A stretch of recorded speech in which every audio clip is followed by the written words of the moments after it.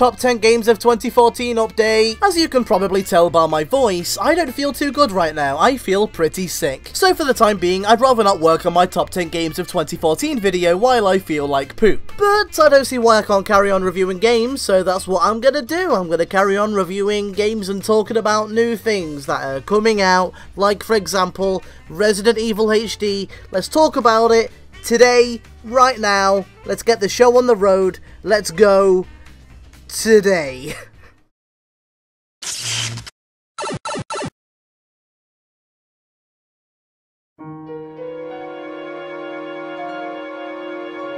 Resident Evil HD. I have always been a fan of the Resident Evil games, ever since I first played Resident Evil 4 on one of my old YouTube accounts, Farfetch'd for dinner. That being said, it isn't a very good LP, so I wouldn't recommend watching it. I'm just saying that's when I first played it. It's not good. I'm not very good at it, and my voice is pretty annoying, unlike now, but even more annoying. Saying that though, it wasn't until recently that I first played the original game. Despite owning every version of the game available, it was only with the release of the HD version that I first gave it a shot. I guess I never really thought I'd enjoy it all that much. The whole camera angle thing, the tank controls, and the cliche looking zombies, I guess I just assumed that it wouldn't hold up, and that I wouldn't really enjoy it all that much, so I never really gave it a chance to prove me wrong. And now that I've played through it, I have to say, this game has made me officially hate myself. Resident Evil HD is one of the best games I've played in a while, and it's a game that's been sitting on my shelf for months while I play games like Rambo the video game and Aliens Colonial Marines instead. Because apparently I'm a terrible judge of which games I should and shouldn't play. It isn't really that often I find myself playing a game for hours on end without getting bored, but something about Resident Evil really kept me hooked. In case you don't already know the plot, Resident Evil centers around Jill Valentine, Chris Redfield, Barry Burton, and Albert Wesker. There's other characters too, but they're not so important. After doing some investigative-y stuff in the woods, they're forced to take refuge in Spencer Mansion when they come across a bunch of crazy zombie dogs. But as it turns out, Spencer Mansion is not really that safe a place to take refuge in, if you can't already tell by the gameplay, because I died a lot. I am not good at this game. But from what I've seen, dying is pretty much inevitable on your first run through the game. There's definitely an element of trial and error when solving puzzles, and sometimes dying is almost mandatory to fully understand how to solve some of them. In its own weird way, it kind of felt like a Sierra adventure game. You know, like you explore, you find quest items, pick them up, use them later when they're relevant, frantically try to use anything and everything you have on anything and everything in the hopes of finding progress, wandering around aimlessly for hours in the hopes of finding progress, eventually giving up and looking up solutions on the internet and realizing just how convoluted some of the solutions are, just like all my favourite point-and-click games. Saying that though, there are definitely times when the game doesn't hold your hand at all. By which I mean, when you do something blatantly wrong and stupid, the game doesn't bail you out. Hey look, it's the front doors, which I just a few moments ago used to save myself from the rabid zombie crazy dogs. Why don't I just go ahead and open them right now and see what's outside? Oh no. Oh no. Ow. Yeah, you got that right, Trophy. Speaking of which, that is another thing this game gets especially right. The horror.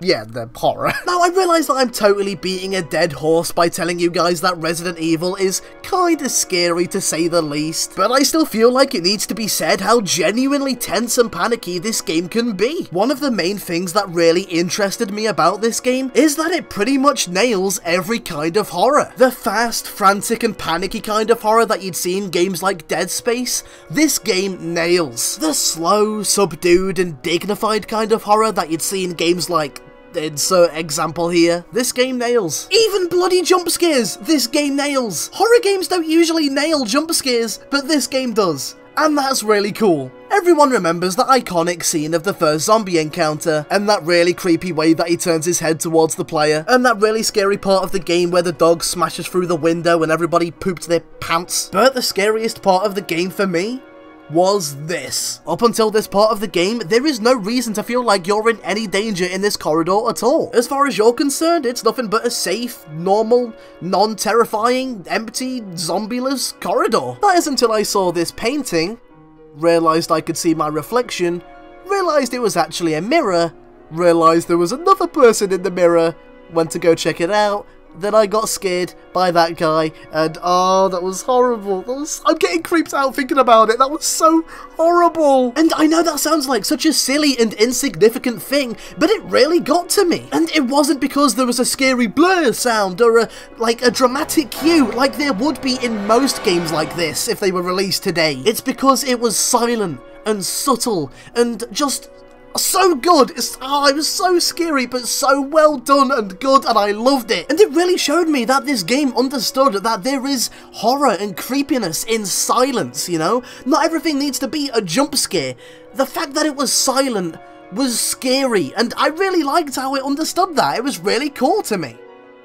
Oh, and the spiders were pretty scary too. I don't like spiders. Saying that though, the game isn't flawless. Not that I really want to be that guy to bash one of the most loved and critically acclaimed games of all time, but I do have a few complaints. One of them being the chest mechanic. With games like this, it's usually pretty common that it tries to push a conservation mechanic. You have barely any ammo, you're barely ever on full health, your supplies are always dwindling. It's a survival horror staple and I totally get it. But one thing I think the game pushes too far is how much it restricts the player, and how you have to constantly rely on storing items in chests. There have been times in the game where I had to scour the entire mansion to find a chest because I got bit by a zombie, because I wasn't carrying a medkit, because I was carrying weapons and key items instead, because you can't carry weapons and key items and health at the same time. And there's also been times when I'm not able to pick up a key item because my inventory was full, so I have to leave it where I found it, go back and drop some stuff in the chest, and then accidentally pick up more items on my way back to the key item, meaning I've got to go back and empty my chest again. It's a bit of a mess. It wouldn't be so much of a problem if you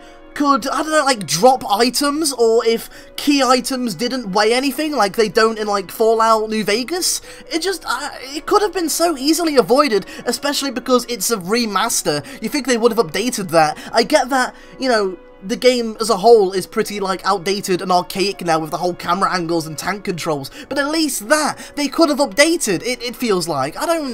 It's annoying. I mean, for God's sake, you can't even save the game unless you have an ink ribbon with you, which also takes up one slot of the bloody inventory. But I guess that isn't really so much of a problem because most of the save points, the typewriters, are right next to a chest, which you can take an ink ribbon from. But still, for the typewriters that aren't right next to a chest, it's still annoying. And don't get me wrong, I understand that restricting how many times you can save the game, I thought that really worked in Alien Isolation, because that's the game's way of thinking. You know, as soon as you save the game, you're back in your comfort zone. You know that no matter what happens, you're not going to lose any progress. You're fine now. So it keeps you out of your comfort zone by even making you worried about saving the game. I get that, but I feel like it maybe took it a step too far, and I know I'm in the minority because people love this game, and I do too, don't get me wrong, but just don't have it take up a bloody slot in the inventory.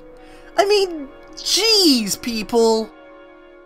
Oh, and another complaint I have is that some of the cutscenes are kind of low quality, but I'm not really that passionately critical about it compared to the chest problem, so it doesn't really seem so big a deal in comparison, but it still kinda stinks. But apart from all that, Resident Evil HD is a fantastic game. And this is coming from someone that, up until now, had never played the original game. So this isn't coming from someone that's blinded by nostalgia, but someone that's just a genuine fan of the game. Because even by today's standards, I'd say this game is pretty great. You feel vulnerable when you're stacked up against a single enemy. You feel smart when the game lets you solve a puzzle on your own. You feel badass taking down a boss while conserving ammo at the same time. It just does everything right. Well, most things anyway. Saying that though, maybe my love for this game is still pretty biased. After all, it does remind me a lot of one of my favourite games of all time, Gregory Horror Show, which just so happens to be another Capcom game. Here are just a few reasons why it reminds me of Resident Evil. A creepy mansion in the middle of the woods that the player is trapped inside and must explore, with animations every time you open a door, a chest mechanic where you store items, a limited inventory, and even bloody herbs. Yeah, well, you know, there's some similarities here here and there. Either way, here's hoping that Capcom is finally starting to get why people enjoy Resident Evil games.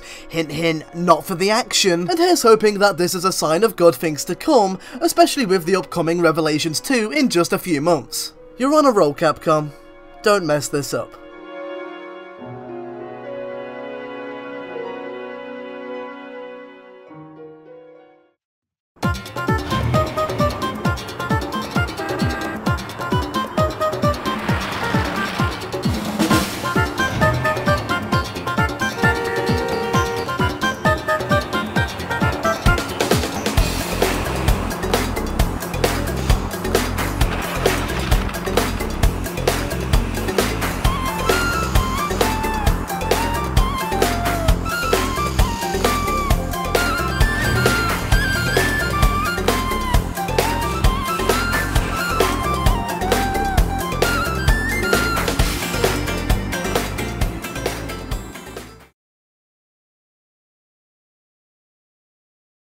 Hey, let me get your legs. Hey, there's some nice legs. Let me get your legs. Hey, I'll sit. Ow.